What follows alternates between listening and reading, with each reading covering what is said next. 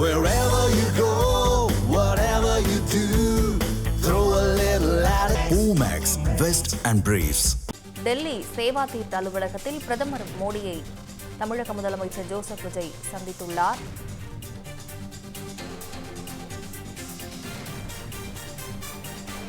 பிரதமர் மோடியுடன் முதல்வர் விஜயின் சந்திப்பானது தொடங்கியுள்ளது. தமிழக முதலமைச்சராக பொறுப்பேற்ற பின் முதல் முறையாக பிரதமர் மோடியை முதலமைச்சர் ஜோசப் விஜய் சந்தித்துள்ளார்.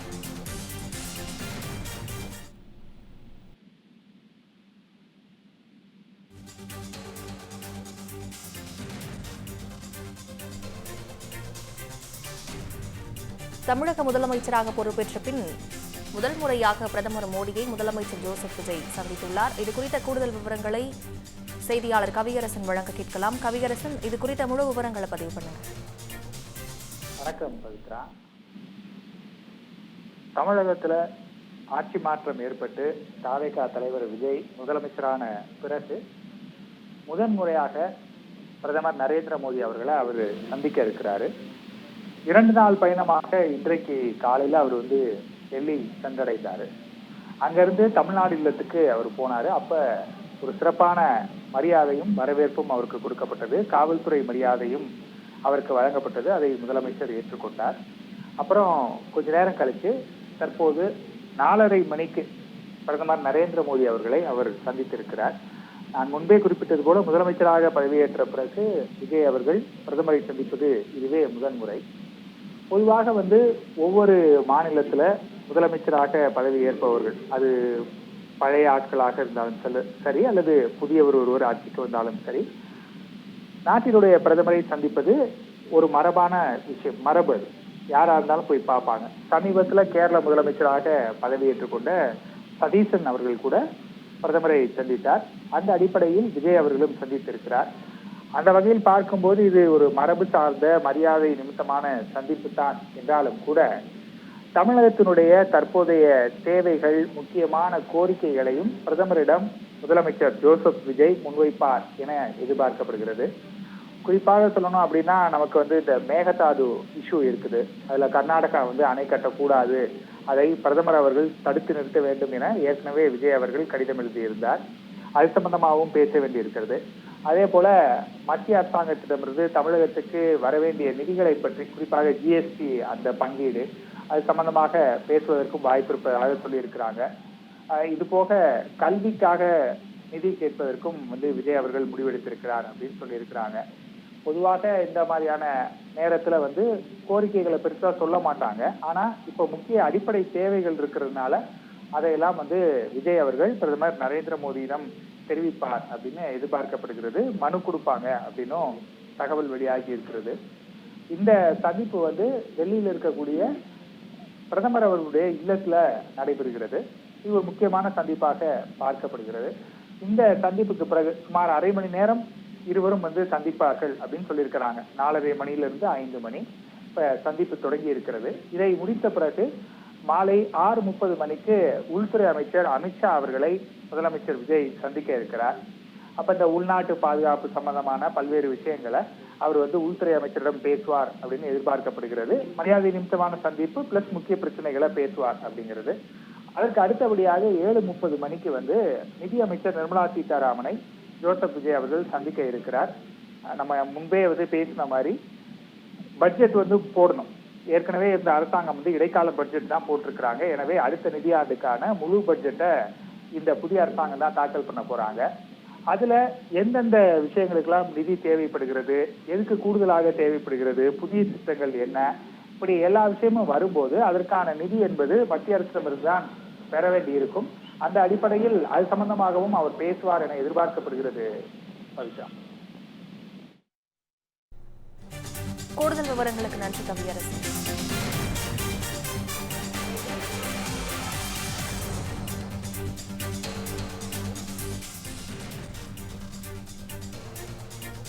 டெல்லி சேவா தீர்த்த அலுவலகத்தில் பிரதமர் மோடியை தமிழ்நாடு முதலமைச்சர் ஜோசப் விஜய் சந்தித்துள்ளார். முதலமைச்சராக பொறுப்பேற்ற பிறகு முதல் முறையாக பிரதமர் மோடியை தமிழக முதலமைச்சர் சந்தித்துள்ளார். ஓகே சார், இணைப்பில் இருக்கீங்க. முதல்வர் விஜய் முதன்முறையாக பிரதமர் மோடியை சந்தித்திருக்கிறார். இந்த சந்திப்பின் முக்கியத்துவம் பற்றி உங்கள் கருத்து என்ன அப்படின்றத பதிவு பண்ணுங்க சார். பெரிய அளவுக்கு மாற்றமோ பெரிய அரசியல் நிகழ்வோ நடக்கும்னு எதிர்பார்க்கல. இது சம்பிரதாயமான ஒரு சந்திப்பு. விஜய் ஏற்கனவே நரேந்திர மோடியை சந்தித்திருக்கிறார் என்றாலும் கூட முதலமைச்சர் பொறுப்பை ஏற்றதனால மரியாதை நிமித்தம் மரபு ரீதியாக முதலமைச்சர் பொறுப்பேற்ற பிறகு பிரதமரை சந்திப்பது வழக்கம். அந்த வழக்கத்தின் நிமித்தமாக சந்திக்கிறாங்க. நேற்றைய தினம் சதீசன் கேரளா முதலமைச்சர் சந்திச்சிருக்காரு. இப்போ அந்த சந்திப்பின் போது கூடுதலாக ஏதேனும் தமிழகத்துக்கு தேவையான கோரிக்கைகள், இவர்கள் ஏற்கனவே வைத்திருக்கிற வாக்குறுதிகளுக்கு நிதி உதவி மற்றும் திட்ட உதவி ஆகியவை தொடர்பா ஏதேனும் மகஜர் மனுக்களை முதல்வர் பிரதமரிடம் தருவார் அப்படின்னு நினைக்கிறேன்.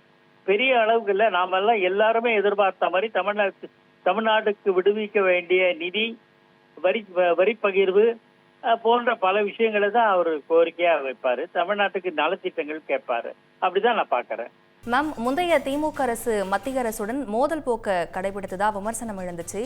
தற்போதைய தாவேக அரசு எப்படி செயல்பட வேண்டும்னு நீங்க எதிர்பார்க்கறீங்க மேம்? இன்று முதலமைச்சரும் பிரதம அமைச்சரும் சந்திப்பது ஒரு ஆரோக்கியமான ஒரு நிகழ்வு. இத்தகைய சந்திப்புகள் அடிக்கடி நடக்கணும். அப்பதான் தமிழ்நாட்டு மக்களுக்கான நல்ல திட்டங்கள், உதவிகள் கிடைப்பதற்கு வாய்ப்பா இருக்கும். நீங்க ஏற்கனவே சொன்ன மாதிரி முந்தைய ஆட்சி தொடர்ந்து பிரதமர் தமிழ்நாட்டுக்கு வந்தா கூட அவர்களை வரவேற்பது கிடையாது, அவர்களின் நல்ல திட்டங்களை ஏற்றுக்கொள்வது கிடையாது. அது பிஎம்ஸ்ரீயா இருக்கட்டும், புதிய கல்விக் கொள்கையா இருக்கட்டும், விஸ்வகர்மா திட்டமா இருக்கட்டும். விஸ்வகர்மா திட்டத்துல எல்லாம் 8 லட்சம் பேர் கைவினை கலைஞர்கள் உதவி வேண்டும்னு அப்ளை பண்ணியிருந்தாங்க. ஆனா மத்திய அரசோட சண்டை போடணுன்றதுக்காகவே மாநில அரசு அந்த 8 லட்சம் பேரோட தேவைகளையும் பூர்த்தி செய்யல. அதனால இப்படி மாநிலத்துக்கு வந்தா கூட வரவேற்காமல் இருப்பது, பிரதமருக்கான சரியான வரவேற்பை கொடுக்காமல் இருப்பது, இவை எல்லாமே மக்களுக்கு திராவிட முன்னேற்ற கழகத்தின் மீது ஒரு வெறுப்பை ஏற்படுத்தியது. தமாக அதிலிருந்து பாடம் கற்றுக்கொள்ளும் என்று நான் நினைக்கிறேன். பிரதமரை சந்திக்க செல்வது முதல்வர் சந்திக்க சென்றிருக்கிறார். தாவேகா தலைவராக செல்லவில்லை, தமிழக முதலமைச்சராக சென்றிருக்கிறார். அந்த வகையில் இவர்களது அரசியல் கொள்கை வேறுபாடுகளை எல்லாம் ஒதுக்கி வைத்துவிட்டு தமிழக மக்கள் நலனுக்காக முதலமைச்சர் பிரதமரை சந்திக்க வேண்டும். பிரதமர் எப்பொழுதுமே தமிழ்நாட்டின் மீது மிகுந்த அக்கறை கொண்டவர். சென்ற முறை 11 லட்சம் கோடி கட்டமைப்பை தமிழ்நாட்டிற்கு மேம்படுத்தி தந்திருக்கிறார். அதனால் இந்த சந்திப்பு ஆக்கப்பூர்வமான சந்திப்பாக இருக்க வேண்டும் என்பது எனது கருத்து. தமிழக முதலமைச்சராக பொறுப்பேற்ற பின் முதல் முறையாக தமிழக முதலமைச்சர் ஜோசப் விஜய் பிரதமர் மோடியை சந்தித்துள்ளார். இந்த சந்திப்பு எந்த மாதிரியான சந்திப்பு என்பதை விரிவாக விவரிப்பதற்காக மூத்த பத்திரிகையாளர் சிவ பரமேஸ்வரன் நம்மளோட இணைப்பில் இருக்கிறார். சார், பிரதமர் மற்றும் முதல்வர் விஜய் இடையிலான சந்திப்பு மரபு ரீதியாக இருந்தாலும் இதன் மூலம் தமிழக அரசியல் களத்தில் ஏதாவது மாற்றம் ஏற்பட வாய்ப்பு இருக்கா சார்? இப்போ இது புதுசாக ஒரு மாநிலத்தில் ஆட்சி ஏற்ற பிறகு ஒரு முதல்வர் சம்பிரதாய ரீதியாக பிரதமரையும் குடியரசுத் தலைவரையும் சென்று சந்திப்பது என்பது ஒரு மரபு தான்.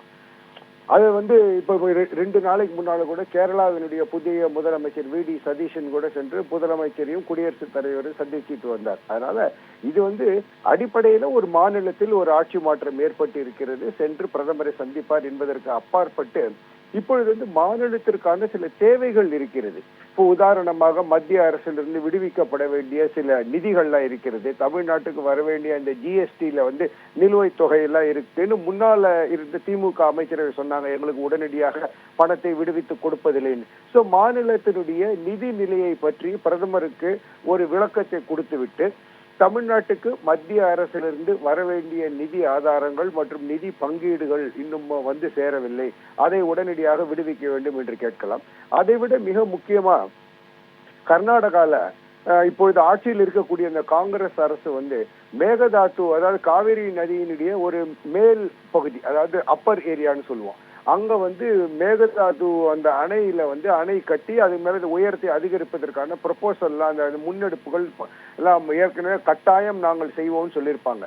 மேகதாது காவிரியினுடைய மேல் பகுதியில் இருப்பதனால் அங்க அணை கட்டப்பட்டால் தமிழ்நாட்டிற்கு கிடைக்கக்கூடிய காவிரி தண்ணீரினுடைய அளவு ஓரளவுக்கு கணிசமாக குறைந்துவிடும் என்கின்ற அச்சம் தமிழ்நாட்டில் இருக்கு. தொடர்ந்து இதற்கு முன்னர் ஆட்சியில் இருந்த அதிமுக, திமுக 2 அரசுகளுமே மேகதாது அணையை கட்டுகின்ற விஷயத்தில் கர்நாடகா எடுக்கின்ற முன்னெடுப்புகளுக்கு கடுமையான எதிர்ப்பை தெரிவித்து வந்தார். அதையும் முதலமைச்சர் விஜய் பிரதமருடன் சந்திக்க கூடும் என்று எதிர்பார்க்கலாம். அது ஏற்கனவே அவங்க கட்சிக்காரர்கள் சொன்னபடி கூட அதுக்கு அந்த பிரதமரை சந்திக்கக்கூடிய அஜெண்டால இருக்குது. அதுக்கு அப்பாற்பட்டு நாட்டினுடைய தமிழ்நாடு ஒரு கரையோர மாநிலம். அதனால நாட்டினுடைய வடகிழக்குக்கு எப்படி தேசிய பாதுகாப்பில் மிக முக்கியமான பங்களிப்பு இருக்கிறதோ அதே போன்று தமிழகம் மற்றும் கேரளா 2 மாநிலத்திலுமே தேசிய பாதுகாப்பு தொடர்பான சில பிரச்சனைகள் சிக்கல்கள்லாம் இருக்கு. ஆனா தேசிய பாதுகாப்பு தொடர்பான ஒரு விஷயங்கள், அப்புறம் இந்திய மீனவர்கள் எல்லை தாண்டி இலங்கைக்குள் செல்கிறார்கள் என்றும் தொடர்ச்சியாக அங்கு அந்த நாட்டின் இராணுவத்தினர் அல்லது கடற்படையினர் கைது செய்யப்படுவது போன்ற இப்படியான இரு நாட்டு உறவுகள், தேசிய பாதுகாப்பு விஷயங்கள் போன்றவையெல்லாம் கூட இருக்கிறது. அதனால பிரதமரை சந்திப்பது என்பது ஒரு சம்பிரதாய ரீதியிலான சந்திப்பு, ஒரு மரபு என்பதற்கு அப்பாற்பட்டு இன்றைக்கு தமிழ்நாட்டினுடைய தேவைகள் என்ன, எந்தெந்த விஷயங்கள் தமிழ்நாட்டினுடைய வளர்ச்சி தொடர்பாக மத்திய அரசிடம் அந்தந்த பிரேரணைகள் ப்ரொபோசல்ஸ் எல்லாம் நிலுவையில் இருக்கு, அதையெல்லாம் ஒரு பட்டியலிட்டு எடுத்து சென்றிருப்பார் என்று நம்ம நம்பலாம். உடனடியாக பிரதமர் தலையிட்டு இதற்கெல்லாம் ஒப்புதல் அளிக்க வேண்டும் என்று கேட்பதற்கான வாய்ப்பு இருக்கிறது. முக்கியமாக இன்றைக்கு இந்திய உச்ச நீதிமன்றம் ஒரு முக்கியமான தீர்ப்பை கொடுத்திருக்கிறது. குறிப்பா இன்னும் 2 முக்கியமான தீர்ப்புன்னு கூட சொல்லலாம். ஒண்ணு இந்த சிறப்பு வாக்காளர் சீர்திருத்த SIR தமிழ்நாடு உட்பட பல மாநிலங்களில் நடைபெற்றது செல்லுபடியாகும். ஏன்னா அந்த எதிர்த்து உச்ச நீதிமன்றத்திற்கு சென்றவர்கள், அதாவது அப்பீல் செய்தவர்கள் தமிழ்நாடும் ஒரு மாநிலம். அப்போ இந்த உச்ச நீதிமன்றத்தில் அந்த SIR செல்லுபடியாகும் என்று தீர்ப்பு கொடுத்து விட்டார்கள். அதுக்கு அப்பாற்பட்டு இந்த உச்ச நீதிமன்றத்துல மற்றொன்று இந்த CBSE பள்ளிகள்ல CBSE நிதி உதவி, அதாவது மத்திய அரசின் நிதி உதவி பெறுகின்ற பள்ளிகளில் மும்மொழி கொள்கை, அதற்கு அந்த நிர்பந்தத்திற்கு தடை விதிக்க வேண்டும் என்று கேட்டிருந்தாங்க. அதுவும் தடை விதிக்க முடியாதுன்னு உச்ச நீதிமன்றம் சொல்லிவிட்டார்கள். ஏன்னா ஏற்கனவே தமிழ்நாட்டுல இவர்கள் ஒரு மாற்றத்திற்கான ஆட்சி என்று சொல்லும்போது அந்த PM-3 என்று சொல்லப்படுகின்ற அந்த மத்திய அரசின் நிதி உதவியுடன் செயல்படுகின்ற அல்லது செயல்பட வாய்ப்பு இருக்கக்கூடிய அந்த பள்ளிகளுக்கு அந்த கல்வித்துறை ரீதியான நிதிகளுக்கு விடுவிப்பு செய்வதற்காக கேட்கலாம். அது பிரதமரை சந்தித்து விட ஒரு தொடர்ச்சியாக மத்திய உள்துறை அமைச்சர், நிதி அமைச்சர்லாம் சந்திக்கிறாங்க.